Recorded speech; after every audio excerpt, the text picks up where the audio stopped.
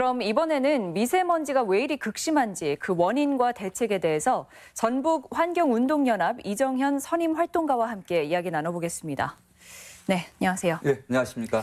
네, 전 국민이 미세먼지로 고통을 받고 있습니다. 근데 전북 도민들은 보면요. 왜 하필 우리 전라북도 지역이 최악이냐 묻고 있거든요. 왜 그런 건가요? 일단 전북 지역이 특히 이제 초미세먼지 농도는 전국 최고 수준을 보이고 있는데요.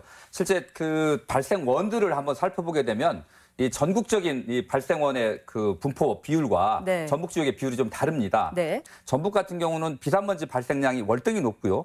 그다음에 두 번째로는 생물성 연소, 그리고 이제 세 번째가 이동오염원 이렇게 되어 있습니다. 그래서 전북 미세먼지의 원인을 찾고 이 발생원을 효과적으로 줄이는 이 대책은 원인을 제대로 그 진단을 한 다음에 처방을 내려야 되잖아요. 저희들은 이 비산먼지와 생물성 오염원의 비중이 왜 높은지 이 부분들을 좀 찾아내야 된다. 전북 미세먼지의 특별한 것은 바로 여기에 있다 이렇게 생각을 합니다. 최근 들어서 정부가 중국보다는 약간 내부적 요인을 더 강조하는 느낌도 들거든요. 이 부분은 어떻게 보시나요? 일단 실제로 중국의 원인이 상당 부분 있다라는 거 인정합니다. 그렇습니다만 이 중국의 영향을 많이 받는다는 이유는 북서풍이 불고 있는 봄이라든지 겨울철이거든요. 근데 우리나라 그 남풍이 부는 여름철 그리고 초가을에도 미세먼지, 초미세먼지의 농도가 사실상 높거든요. 그래서 중국발의 원인이 있다라고 보면 북서풍이 불지 않는 여름철과 초가을에는 수치가 낮아야 되는데 그렇게 낮지 않다 이런 말씀 드리고요.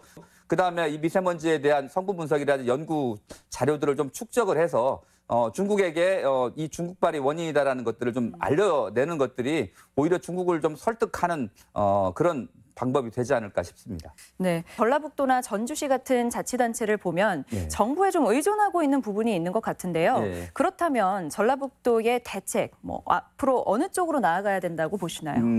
실제로 암모니아 비율이 높아서 2차 생성 미세먼지가 많다라고 보면 농업계, 또 축산계, 그리고 폐기물에 대한 처리 대책들을 좀 더 강화하게 해야 된다고 생각을 하고요.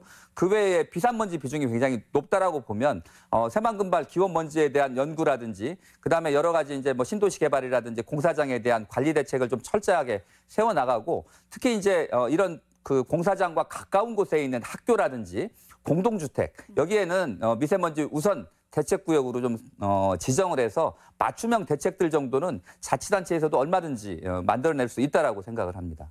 오늘 말씀 고맙습니다.